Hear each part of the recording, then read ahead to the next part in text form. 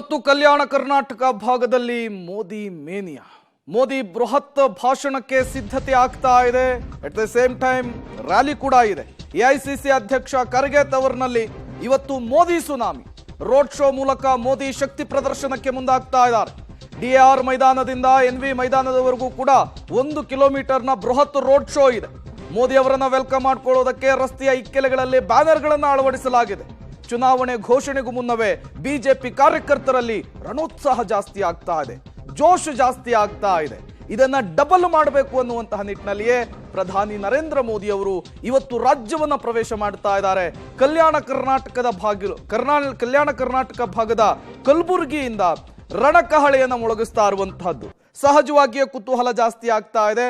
ಇವತ್ತಿನ ರ್ಯಾಲಿಯಲ್ಲಿ, ಇವತ್ತಿನ ಭಾಷಣದಲ್ಲಿ ಪ್ರಧಾನಿ ನರೇಂದ್ರ ಮೋದಿ ಅವರು ಯಾವೆಲ್ಲ ವಿಚಾರವನ್ನ ಪ್ರಸ್ತಾಪಿಸ್ತಾರೆ, ಕಾಂಗ್ರೆಸ್ ಅನ್ನ ಹೇಗೆ ತರಾಟೆಗೆ ತೆಗೆದುಕೊಡ್ತಾರೆ, ಜೊತೆಗೆ ರಾಜಕೀಯ ವಿಚಾರಕ್ಕೆ ಸಂಬಂಧಪಟ್ಟಂತೆ ಏನೆಲ್ಲ ಮಾತನಾಡ್ತಾರೆ ಅನ್ನುವಂತಹ ಕುತೂಹಲ ಕಾರಣವಾಗ್ತಾ ಇದೆ. ಕೋಡ್ ಆಫ್ ಕಂಡಕ್ಟ್ ಜಾರಿ ಆಗುವ ಮೊದಲು ಪ್ರಧಾನಿ ನರೇಂದ್ರ ಮೋದಿ ಅವರು ಕೊನೆಯದಾಗಿ ಪ್ರಧಾನಿಗಳಾಗಿ ಭಾಷಣವನ್ನು ಮಾಡ್ತಾ ಇದ್ದಾರೆ.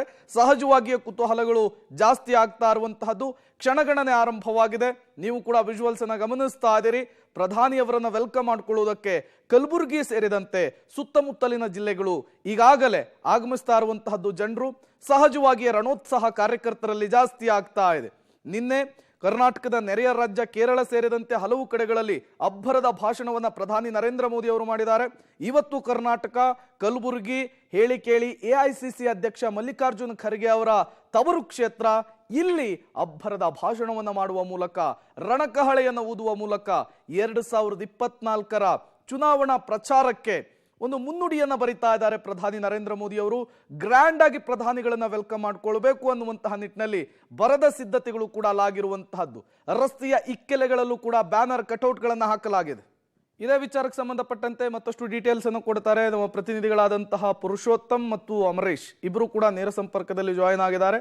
ನಾನು ಮೊದಲು ಅಮರೀಶ್ ಅವರನ್ನ ಮಾತನಾಡಿಸ್ತಾ ಹೋಗ್ತೀನಿ. ಅಮರೀಶ್, ಸಹಜವಾಗಿಯೇ ಪ್ರಧಾನಿಗಳು ಕಲಬುರಗಿಗೆ ಆಗಮಿಸ್ತಾ ಇರುವಂತಹದ್ದು. ಕಲಬುರಗಿ ಸೇರಿದಂತೆ 4-5 ಜಿಲ್ಲೆಗಳ ಕಾರ್ಯಕರ್ತರ ಬಿಜೆಪಿ ನಾಯಕರುಗಳ ರಣೋತ್ಸಾಹವನ್ನು ಜಾಸ್ತಿ ಮಾಡುತ್ತೆ. ಅಲ್ಲಿ ಯಾವ ರೀತಿಯ ಸಿದ್ಧತೆಗಳನ್ನು ಮಾಡಿಕೊಳ್ಳಲಾಗ್ತಾ ಇದೆ? ಬಿಜೆಪಿಯ ಕಾರ್ಯಕರ್ತರುಗಳು ಪ್ರಧಾನಿಗಳ ಆಗಮನಕ್ಕೆ ಏನು ಹೇಳ್ತಾ ಇದ್ದಾರೆ ಅಂತ ಹೇಳಿ.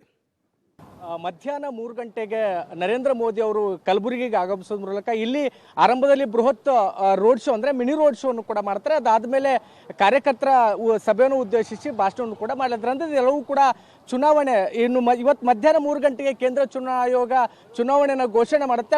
ಅದಕ್ಕಿಂತ ಮುಂಚಿತವಾಗಿ ನರೇಂದ್ರ ಮೋದಿ ಅವರು ಎಐಸಿಸಿ ಅಧ್ಯಕ್ಷರಾಗಿರ್ತಕ್ಕಂಥ ಮಲ್ಲಿಕಾರ್ಜುನ್ ಖರ್ಗೆ ಅವರ ಕೋಟೆಯಿಂದಲೇ ಚುನಾವಣೆ ಘೋಷಣೆಯನ್ನು ಮೊಳಗಿಸಲಿದ್ದಾರೆ. ಇದಕ್ಕಾಗಿನೇ ಈಗಾಗಲೇ ಎಲ್ಲ ರೀತಿಯ ಸಿದ್ಧತೆಗಳು ಕೂಡ ಕಲಬುರಗಿಯಲ್ಲಿ ನಡೆದಿದೆ. ನಾನೀಗ ಸದ್ಯಕ್ಕೆ ಇದು ಆರ್ಟ್ ಆಫ್ ಲಿವಿಂಗ್ ಸಂಸ್ಥೆ ಮುಂಭಾಗದಲ್ಲಿದ್ದೀನಿ. ಇಲ್ಲಿಂದ ಅಂದ್ರೆ ಡಿಆರ್ ಮೈದಾನದಿಂದ ಎನ್ವಿ ಮೈದಾನದವರೆಗೂ ಕೂಡ ನರೇಂದ್ರ ಮೋದಿ ಅವರ ಬೃಹತ್ ರೋಡ್ ಶೋ ನಡೆಯುತ್ತೆ. ರೋಡ್ ಶೋ ಭಾಗವಾಗಿ ಈಗಾಗಲೇ ಎಲ್ಲ ರೀತಿಯ ಸಿದ್ಧತೆಗಳನ್ನ ಇಲ್ಲಿ ಮಾಡಿಕೊಳ್ಳಲಾಗಿದೆ.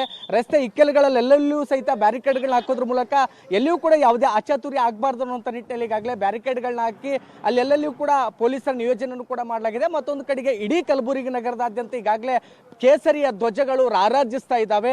ಪ್ರಮುಖವಾಗಿ ಯಾದಗಿರಿ ಮತ್ತು ಬೀದರ್ ಲೋಕಸಭಾ ಕ್ಷೇತ್ರಗಳ ಅಭ್ಯರ್ಥಿಗಳ ಪರವಾಗಿ ನರೇಂದ್ರ ಮೋದಿ ಅವರು ಇವತ್ತು ಅಧಿಕೃತವಾಗಿ ಪ್ರಚಾರವನ್ನು ಆರಂಭಿಸಲಿದ್ದಾರೆ. ಹೀಗಾಗಿನೇ ಸುಮಾರು 2 ಲಕ್ಷಕ್ಕೂ ಹೆಚ್ಚು ಕಾರ್ಯಕರ್ತರು ಈ ಒಂದು ಸಮಾವೇಶದಲ್ಲಿ ಭಾಗಿಯಾಗತಕ್ಕಂಥ ಸಾಧ್ಯತೆಗಳಿರೋದ್ರಿಂದಾಗಿ ಬಿಜೆಪಿ ಪಕ್ಷವು ಕೂಡ ಸಾಕಷ್ಟು ರಣೋತ್ಸಾಹದಲ್ಲಿದೆ. ಹೇಗಾದ್ರೂ ಮಾಡಿ ಕಳೆದ ಬಾರಿ 1 ಲಕ್ಷ ಮತಗಳ ಅಂತರದಲ್ಲಿ ಉಮೇಶ್ ಜಾಧವ್ ಅವರು ಗೆದ್ದಿದ್ರು. ಮತ್ತೆ ಈ ಬಾರಿ ಅದಕ್ಕಿಂತ ಹೆಚ್ಚಿನ ಮತಗಳ ಅಂತರದಲ್ಲಿ ಗೆಲ್ಲಬೇಕು ಅನ್ನುವಂತ ಒಂದಿಷ್ಟು ಪಣವನ್ನು ತೊಟ್ಟಿರ್ತಕ್ಕಂಥ ಬಿಜೆಪಿ ಕಾರ್ಯಕರ್ತರು ಸಾಕಷ್ಟು ರಣೋತ್ಸಾಹದಲ್ಲಿದ್ದಾರೆ. ಹೀಗಾಗಿನೇ ಇವತ್ತು ಅಧಿಕೃತವಾಗಿ ನರೇಂದ್ರ ಮೋದಿ ಅವರು ಕಲಬುರಗಿಯಿಂದನೇ ಪ್ರಚಾರವನ್ನು ಆರಂಭಿಸಲಿದ್ದಾರೆ. ಹೀಗಾಗಿನೇ ಸಹಜವಾಗಿ ಕಲಬುರಗಿ ಮತ್ತು ಬೀದರ್ ಜಿಲ್ಲೆಗಳ ಕಾರ್ಯಕರ್ತರಲ್ಲಿ ಒಂದಿಷ್ಟು ಉತ್ಸಾಹ ಹುಮ್ಮಸ್ಸು ಮನೆ ಮಾಡಿದೆ. Prem Kumar. Okay, thank you Amarish ತಮ್ಮೆಲ್ಲ ಮಾಹಿತಿಗಾಗಿ. ಪುರುಷೋತ್ತಮ್, ನೀವು ಹಾಗೆ ಸಂಪರ್ಕದಲ್ಲಿರಿ.